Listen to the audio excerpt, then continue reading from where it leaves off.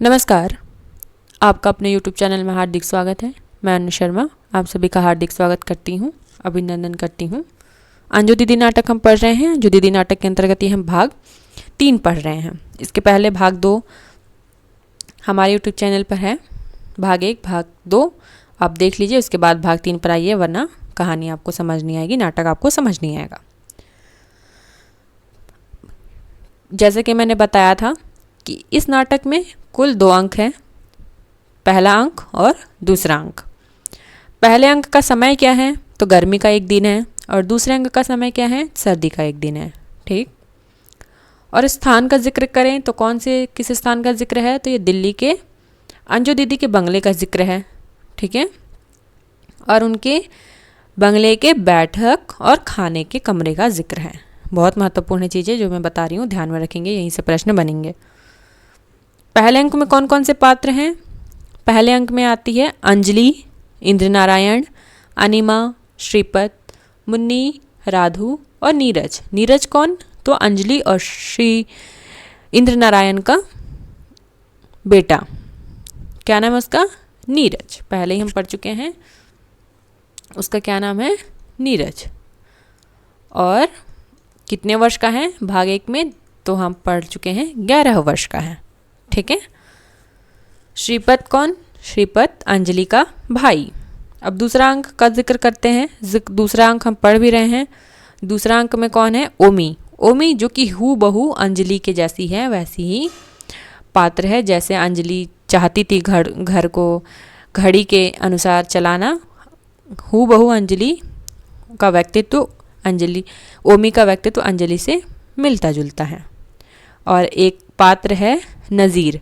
नज़ीर कौन? तो नीरज का दोस्त है। नीरज दूसरे अंक में 20 वर्ष का अंतराल है, और नीरज जो कि 11 वर्ष का था, 20 वर्ष के अंतराल के बाद वो 31 वर्ष का हो चुका है।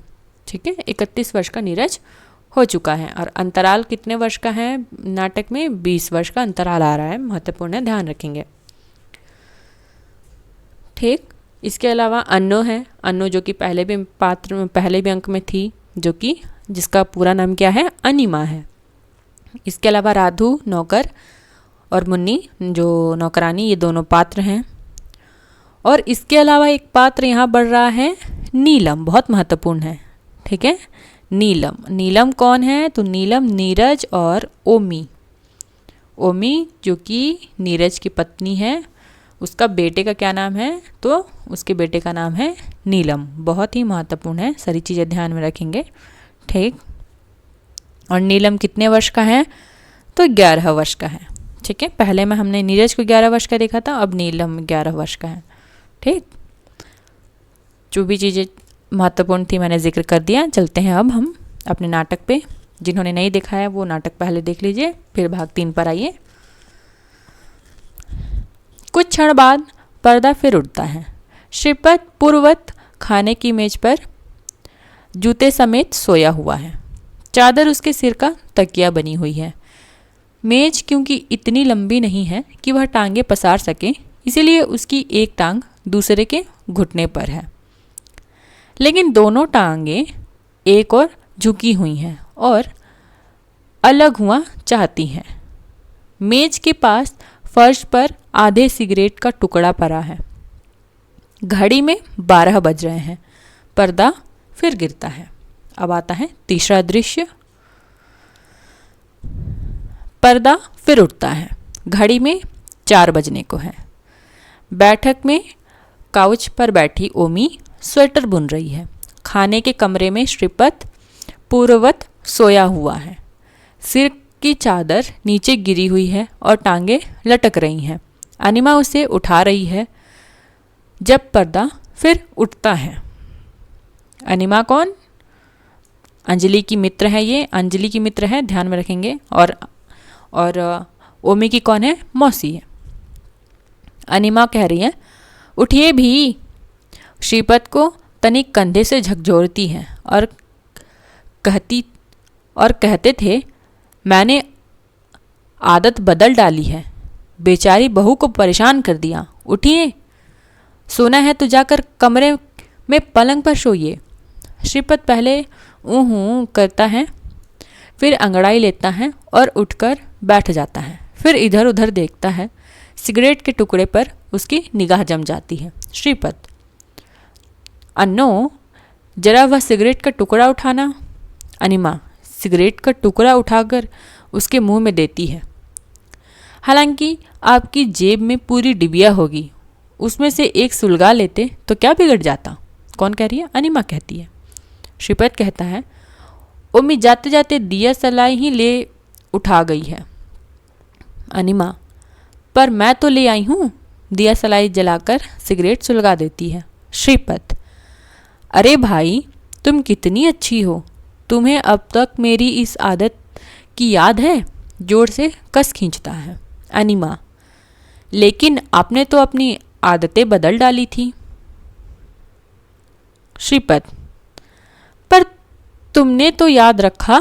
गाता है, मथुरा में जाकर भूल गए कान्हा सब ब्रज की गलियों को, पर ब्रज की गलियां स्पंदित हैं अब भी कान्हा की बातों से। नीलम अपने कमरे से निकलता है। नीलम, मैंने पहले ही बताया नीलम कौन है। नीलम 11 वर्षीय है और ओमी और नीरज का बेटा है। नीलम, मामा जी, आप मुझे डिस्टर्ब कर रहे हैं। श्रीपत, तुम कविता बना रहे हो? नीलम, नहीं, मैं गणित के प्रश्न कर रहा हूँ। श्रीपत, पर तुम्हें तो कवि बनना है ना। नीलम, मम्मी कहती हैं कि कवि पागल होते हैं। वे कहती थीं कि आप भी कवि हैं। श्रीपत, और पागल हैं। अन्नू हंसती है। नीलम, आप 8 बजे से मेज पर सोए हैं। मम्मी मुझे दिखा गई हैं। मैं ऐसे कवि नहीं बनना चाहता। माँ से सुनी युक्तियाँ दोहराता है। टैगोर खाने के मेज पर ही सोते थे और सरोजिनी नायडू। श्रीपत मेज से उछलकर उसे बाहों में लेकर चूम लेता है। मैं कवि नहीं हूँ, पर कवि मेज पर भी सोते हैं, धरती पर भी और गदेलों पर भी। यह कहीं नहीं लिखा कि मेज पर सोने वाला आदमी कवि नहीं बन सका। फिर उसे चूम कर, पर तुम जाओ बेटा, जाकर गणित में मन लगाओ। तुम्हारा ध्यान जो इतनी जल्दी कविता से हट गया तो लगता है कि तुम्हारा ध्यान उसमें नहीं था। नीलम, दादाजी हमेशा कहते हैं हमको डिस्टर्ब ना करो। क्या उनका भी ध्यान नहीं होता? श्रीपत जोर से ठहाका लगाता है। जैसे तुम गणित के सवाल करते हुए कविता या कहानी के बात नहीं सोचते हो, उसी तरह वे भी फैसले लिखते लिखते तुम्हारी दादी की बात सोचने लगते हैं। ओमी बैठक से, नीलम, तुम वहाँ क्या कर रहे हो? अपने दादाजी को सोने दो और जाकर अपना सवाल करो। कच्ची नींद से जग जाएंगे तो परेशान होंगे। नीलम तत्काल अपने कमरे में चला जाता है। श्रीपत जोर से ठहाका लगाता है और बैठक में जाते हुए, कच्ची नींद से तो मुझे अन्नों ने जगा दिया। नीलम क्या जगाएगा? घड़ी में 4 बजते हैं। ओमी झटके से उठती है। पापा के आने का समय हो गया। मुन्नी, मुन्नी, नौकरानी को आवाज़ देते हुए जाती है। बाहर से उसकी आवाज़ सुनाई देती है। ओमी, जज साहब के आने का समय हो गया है, पानी रख दो केतली में। श्रीपत काउच में धंस जाता है। अन्ना उसके पीछे पीछे आकर सामने के काउच पर बैठती है। अनिमा, अपने जहाँ दूसरी आदतें बदली, वहाँ क्या खाने के मेज पर सोने की आदत नहीं बदली? श्रीपत, कसम ले लो, जो पिछली 20 बरस से कभी मेज पर सोया हूँ।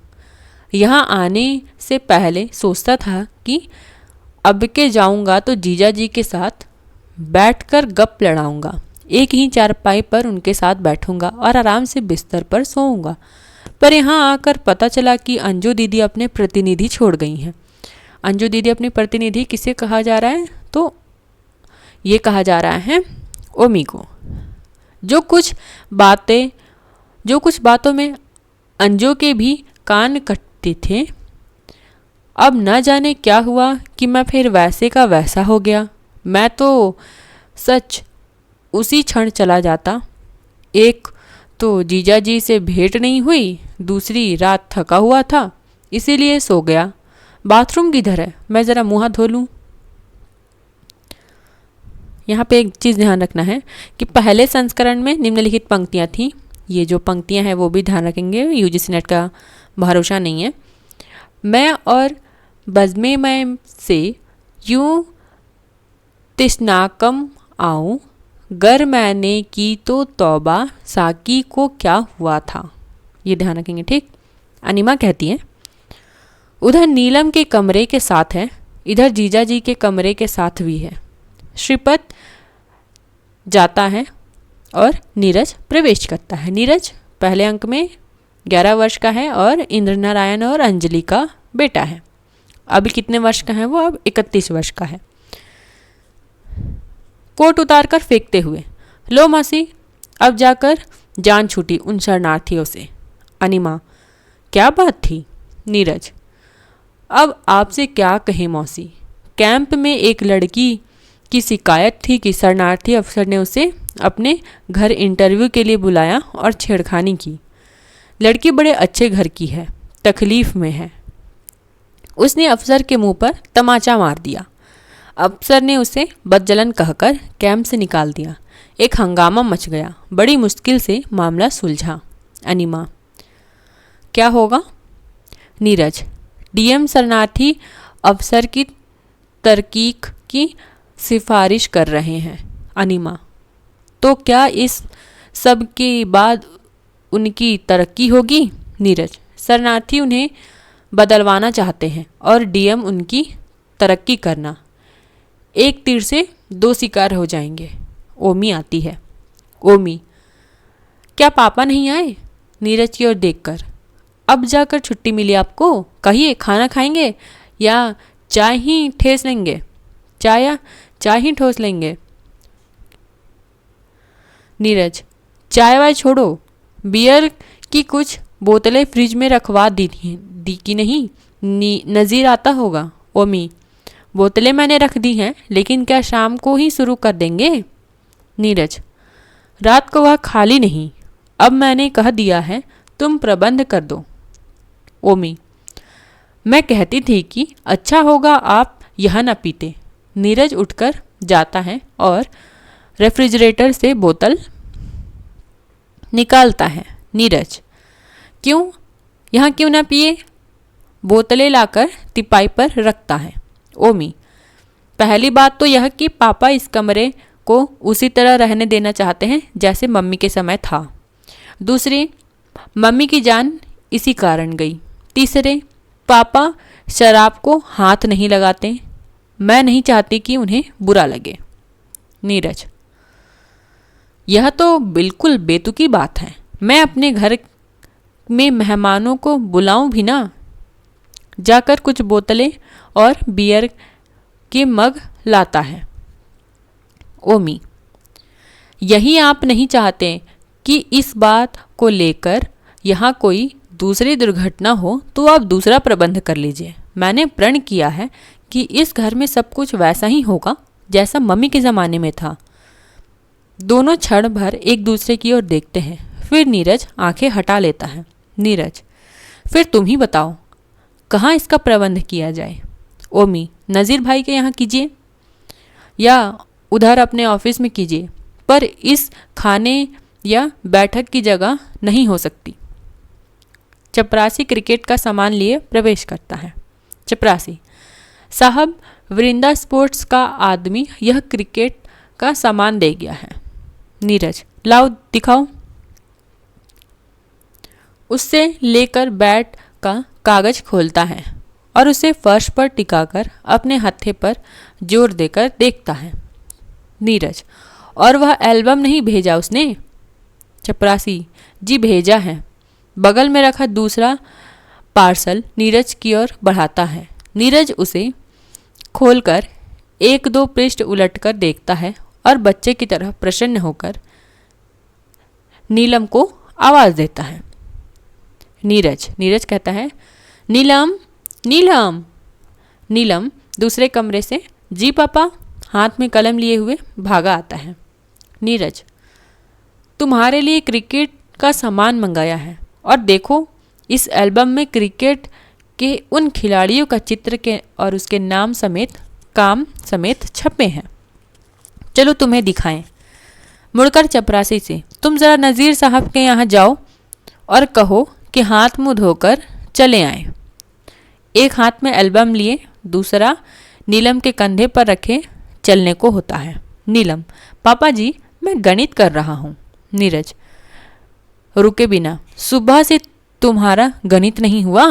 5 बजने को आए हैं। अब 1-2 घंटे खेलो फिर पढ़ लेना। गधे की तरह सारा दिन पढ़ाई का बोझ ढोगे तो गधा बन जाओगे। ओमी, हाथ पैर सिर तुड़वा लेगा तो आपको चैन आएगा। नीरज, उसकी नहीं सुनता। चलो चलो तुम्हें क्रिकेट के खिलाड़ियों की तस्वीरें दिखाएं, फिर कुछ क्षण खेलेंगे। ओमी, आप मुझे निकम्मा और आवारा बनाकर ही दम लेंगे। नीरज उसकी नहीं सुनता और अन्नो से कहता है, अन्नो मौसी तुम भी आओ। अनिमा, तुम ही जाओ भाई, मैं न बैट पकड़ना जानती हूँ न गेंद फेंकना। नीरज, तुम ज़रा विकेट के पीछे खड़ी हो जाना। जोर से हंसता है और गेंद नीलम को देकर विकेट बगल में लिए बैट घुमाता हुआ चला जाता है। पीछे पीछे अन्नो जाती है। ओमी, मौसी नाक मुंह तुड़वा लोगी। अनिमा मुड़कर, अरे मैं रहूंगी तो नाक मुंह टूटने से बचे रहेंगे। हंसती हुई चली जाती है। ओमी लंबी सांस लेकर कोने में काउच में धंस जाती है और सिलाइयाँ लेकर बैठती है। कुछ देर बाद इंद्र नारायण अपने कमरे से निकलते हैं। हालांकि शक्ल अभी वकील साहब की है, पर इन 20 वर्षों में जिन में वे वकील से जज हो गए हैं उन्हें काफ़ी बदल दिया है। उनके शरीर में मांस छोड़ दिया है, चेहरे पर आँखों के नीचे बड़े बड़े लोथड़े हैं, पेट भी कदरे मोटा है, चेहरे पर ताजगी नहीं। हाँ, सन्यासियों का सा वैराग्य अवश्य विद्यमान है। कोने में अंधेरे में काउच में धंसी पड़ी ओमी को देखे बिना वे किचन की ओर दरवाजे की तरफ से बढ़कर आवाज़ देते हैं। इंद्र नारायण, मुन्नी मुन्नी, बहू। ओमी सहसा चौंक कर उठती है। ओमी, जी पापा। इंद्र नारायण, क्यों बेटी, क्या श्रीपत आया था? यह मेरे ब्लॉटिंग पैड पर उसका बड़ा सा नाम लिखा है। जी आए थे। इंद्र नारायण, कब आया, कहाँ है? उसी समय नीलम के कमरे से रुमाल से हाथ पोंछते हुए श्रीपत आता है और जज साहब को देखते हुए जीजाजी कहता हुआ बढ़कर उन्हें आलिंगनबद्ध कर लेता है। श्रीपत, कहिए जीजाजी कैसे मिजाज हैं? ओमी उन्हें बातों में निमग्न देखकर जल्दी जल्दी बियर की बोतलें उठाने लगती है कि श्रीपत की नज़र उस पर ना पड़ जाए। श्रीपत की नज़र उस पर पड़ जाती है। श्रीपत, इन्हें यहीं रहने दो बेटी। ओमी बोतलें वहीं छोड़कर चली जाती है। इंद्र नारायण उसे आलिंगन से अलग करते हुए, अरे भाई कब आए, कहाँ से आए, कैसे हो? श्रीपत हंसते हुए लंबी सांस भरकर, हम न्यायावर, हम क्या बोले, कब हाथ बढ़े कब पांव उठे, आप अपनी कहिए। दोनों हाथ से कमर थामकर कदम पीछे हटकर देखता है। आखिर जज हो गए ना? पर कसम भगवान की, सकल सूरत से तो आप जज नहीं चीफ जस्टिस मालूम होते हैं। आप हमेशा 4 कदम आगे रहें जीजाजी। इंद्र नारायण, तुम तो श्रीपत वैसे के वैसे दिखाई देते हो। तुम्हारे तो बाल तक नहीं पके, मैं तो टोपी उतार कर दिखाते हैं गंजा हो गया हूँ। कहो इधर कहाँ? आज मुद्दतों बाद देखने को मिली है तुम्हारी सूरत। कहाँ कहाँ रहे? श्रीपत लंबी सांस भरकर, अरे जीजाजी यह ना पूछिए, यह पूछिए कहाँ नहीं रहे। एक जहान देख डाला इन 20 वर्षों में। आप अपनी कहिए। इंद्र नारायण, अरे भाई हमारी क्या पूछते हैं, सुबह होती है शाम होती है, उम्र यूं ही तमाम होती है। ध्यान रख लेंगे। कहाँ से आया है? तो ये है अंजू दीदी नाटक से। हो सकता है कि अगर उठ जाग मुसाफिर दे दे तो हम वहाँ पे टिक कर लें, तो ये ध्यान रखेंगे। तो ये कहाँ से लिया गया है? सुबह होती है शाम होती है, उम्र यूं ही तमाम होती है, तो ये अंजू दीदी नाटक से लिया गया है। और कौन कह रहा है? इंद्र नारायण कह रहे हैं। खोखली सी हंसी हंसते हैं श्रीपत। सुबह तो हमारी जीजा जी बस शाम को होती है, पर हम यह कोशिश करते हैं कि कुछ रंगीन हो जाए। उम्र तमाम हो, पर उम्र तमाम होने का खेद ना रहे। आवाज़ को धीमा करके तो कहिए, फिर रहे न दिलकुशा का प्रोग्राम। अरे भाई मैं जज हूँ। श्रीपत। तो गिलार्ड सही। इंद्र नारायण लंबी सांस लेते हैं और कांच में धंसते हुए, नहीं मैं अब मुद्दत हुई, पीना छोड़ दिया। श्रीपत। पहले ही आप कौन ज़्यादा पीते थे? इंद्र नारायण। नहीं, मैं पीने लगा था, पर अब तौबा कर ली। श्रीपत बोतल का काग भर से उठाते हुए, तो फिर आज तौबा टूट जाए। 2 मग में ढालता है, एक मग जज साहब की ओर बढ़ाता है, जिगर से कहता है, तौबा कहता हूँ तोड़ने के लिए, लीजिए आज के दिन तोड़ डालिए तौबा। इंद्र नारायण। नहीं भाई, अंजू की मौत के बाद मैंने कसम खा ली थी कि मैं अब कभी न पीऊँगा। न मैं चोरी से पीने लगता, न उसे वैसा फीट आता, और न वह मरती। श्रीपत। फीट उसको आपकी शराब नोशी पर न आता तो किसी और की बातों पर आता। वह कमज़ोर नसों की मॉर्बिड औरत थी, और नाना जी ने उसे सिर पर चढ़ा रखा था। इंद्र नारायण। जो भी हो, उसकी चिट्ठी की वे 2 पंक्तियाँ सदा मेरे मन को कचोटती रहती हैं। मैंने 1 बार चाहा भी, पर पी न सका। श्रीपत। लेकिन आपको मालूम नहीं अंजू कितनी मॉर्बिड थी, और वह अपने हट को पूरा करने के लिए क्या कुछ ना कर सकती थी। किंचित धीमे स्वर में, वह फीट से नहीं मरी, उसने जहर खा लिया था। इंद्र नारायण आंखें फाड़े, क्या कहते हो? श्रीपत। मैं ठीक कहता हूँ। महज दौरे के बाद शराब आप शायद ना छोड़ते, इसलिए उसने जहर खा लिया, और आपको बताया नहीं कि आप अंतर्मन में झुंझला न जाए, उसे मूर्ख या हठी समझकर इस दुर्घटना को भूल न जाए, और जो बात वह अपनी जिंदगी में ना कर सकी वह उसने मर कर दिखाया। पहले संस्करण में ध्यान रख लेंगे, एक शेर आता है, पुकारता है यह अंजादो नाबे तौबा शिकन कि आए वे दिखे दवा को पारसाई का। इंद्र नारायण अचानक उसे दोनों कंधों से पकड़कर झकझोरते हुए, तुम्हें किसने बताया? श्रीपत। अन्नो ने। इंद्र नारायण अंदर की ओर बढ़ते हुए उद्विग्न स्वर में चिल्लाता है, अन्नो अन्नो। अन्नो भागी आती है। जज साहब के स्वर में कुछ ऐसी उत्तेजना, कुछ ऐसा उद्वेलन है कि ओमी भी उसके पीछे पीछे चली आती है, और अन्नो के पीछे नीरज भी झांकता है, और उसके पीछे नीलम भी। अनिमा। क्या बात है जीजा जी? इंद्र नारायण श्रीपत क्या कह रहा है? अनिमा प्रश्न सूचक दृष्टि से देखती है। क्या अंजू ने जहर खाया था? अनिमा श्रीपत की ओर प्रश्न सूचक दृष्टि से देखती है। क्या अंजू ने जहर खाया था?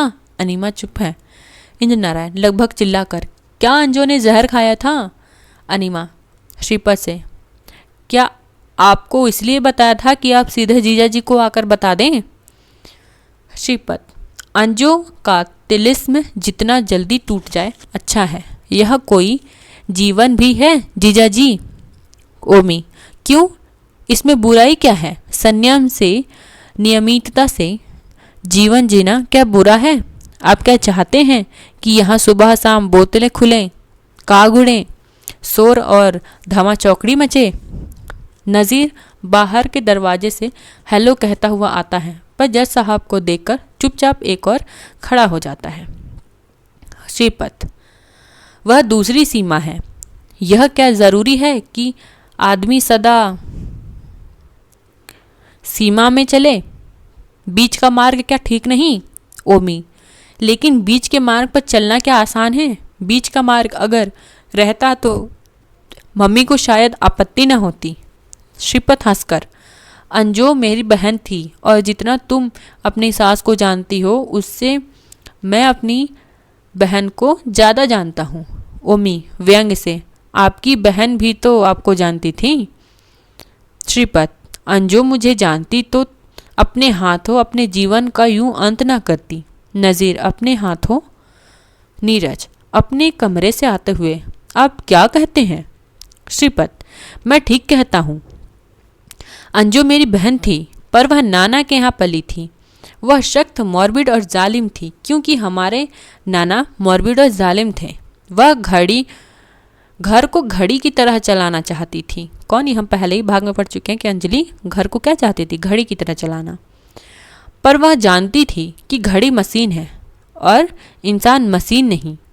जब इंसान मशीन बन जाएंगे तो वह दुनिया के लिए सबसे बड़ा खतरे का दिन होगा। ध्यान में रख लेंगे कौन बोल रहा है? श्रीपत कह रहा है। पहले भाग में हम पढ़ चुके हैं कि जब इंसान मशीन बन जाए तो वह दुनिया के लिए सबसे खतरे का दिन होगा।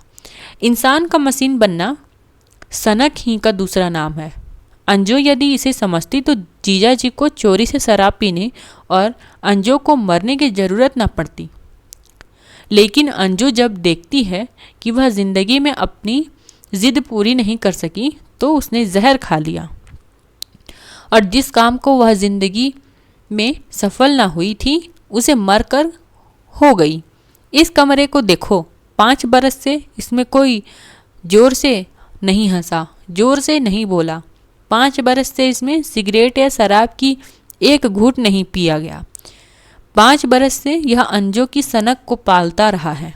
पर मैं समझता हूँ आज अंजू की सनक, उसके जुल्म, उसके तिलिस्म को तोड़ना ज़रूरी है ताकि इस घर के लोग अपना अपना जीवन जिए। नीरज चाहे तो सिटी मजिस्ट्रेट होता हुआ भी क्रिकेट खेले या मजिस्ट्रेटी छोड़कर क्रिकेट खेले। नीलम IAS या क्रिकेट का कप्तान बने या ना बने पर कवि ज़रूर बने। और जीजा जी चाहे तो एक आध पैग पिए और एक आध शाम स्टैंडर्ड गोलार्ड में जरूर से इसमें गुजरे। चलिए जीजा जी उठिए। लो भाई नीरज, तुम भी लो। बियर की एक बोतल खोलकर 2 मगों में डालकर नीरज और नज़ीर को भी देता है। ओमी और अन्नो किंकर्तव्य मूर्ता से देखती हैं। इंद्र नारायण गिलास उठाते हैं और अंजू के चित्र की ओर देखते हैं। जरा सी गलती पर अपनी सनक में तुमने 5 वर्ष मेरे रेगिस्तान बना डाले अंजू। मैं तुम्हें कहता हूँ इस कमरे पर बरसों से तुम्हारा जादू जारी है। पर श्रीपत ठीक कहता है, यह जादू टूटना चाहिए। इस घर को उस घड़ी की तरह नहीं, इंसान की तरह जीना चाहिए। धीरे धीरे मग उठाता है लेकिन होठों के पास तक ले जाकर उसका हाथ रुक जाता है। नहीं भाई, मैं नहीं पी सकता। अंजू के जुल्म और उसकी सनक की बात मैं मानता हूँ, पर जब उस सनक के लिए उसने जान ही दे दी तो उसकी रक्षा करनी ही हो चाहिए। जाने जिंदगी और कितने दिन बाकी है, क्यों इन चंद दिनों के लिए उसकी आत्मा को कष्ट दूं। मग को मेज पर रखकर कमरे में चला जाता है। फिर रुकते हैं। लेकिन तुम पियो, मौज मनाओ, इस कमरे का जादू तोड़ो, हंसो, शोर मचाओ, जियो। फिर मुड़कर जाते हुए, लेकिन मुझे मेरे हाल पर छोड़ दो, मुझे मेरे हाल पर छोड़ दो। सब किंकर्तव्य मूर्ता से खड़े हैं जब इंद्र नारायण अपने कमरे में चले जाते हैं। पर्दा सहसा गिर जाता है।